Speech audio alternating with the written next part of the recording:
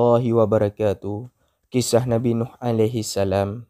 Salah satu kisah Nabi Nuh alaihi salam yang paling populer ialah ketika Nabi Nuh alaihi salam menaiki kapal dan mengarungi banjir besar. Di tengah kesulitan yang ia hadapi, ada banyak hikmah yang bisa dipetik dari kisah Nabi Nuh tersebut. Nabi Nuh merupakan keturunan ke-9 dari Nabi Adam. Arti Nuh dalam bahasa Syariah adalah bersyukur.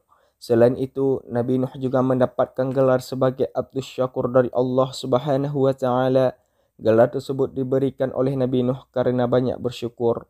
Selama hidupnya, Nabi Nuh diutus oleh Allah Subhanahu wa taala untuk menyebarkan ajaran Islam pada umat Bani Rasid yang saat itu masih menyembah berhala atau patung. Saat itu, kezaliman di tengah masyarakat bumi sedang meningkat. Dengan penuh kegigihan dan kesabaran, Nabi Nuh mulai berdakwah kepada umatnya.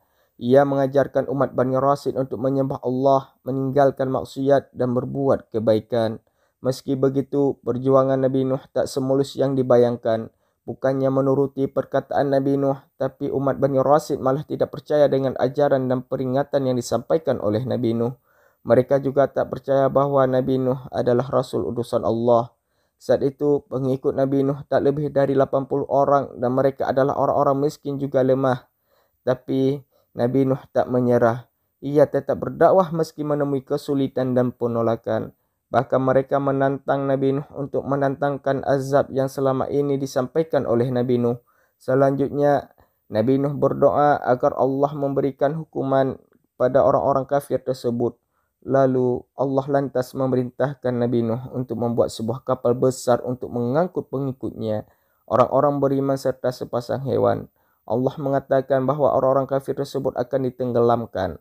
Setelah membuat kapal dan memerintahkan pengikutnya untuk naik ke kapal, air bah pun mengenangi dan menenggelamkan daratan. Nabi Nuh dan pengikutnya pun berhasil selamat dan orang-orang kafir tersebut tenggelam termasuk isteri dan anak sulung Nabi Nuh yang durhaka. Berikutnya, Nabi Nuh pun menepi di sebuah pegunungan Arafat. Allah Subhanahu wa taala memerintahkan Nabi Nuh bersama umatnya untuk memulai kehidupan baru. Dari kisah di atas, kita dapat mengambil pembelajaran bahawa keteguhan dan kesabaran Nabi Nuh adalah hal terpenting untuk berada di jalan Allah Subhanahu wa taala. Maka kisah Nabi Nuh tersebut juga diketahui bahawa pembalasan akan dapat pada waktunya dan Allah akan senantiasa menyelamatkan umatnya yang beriman.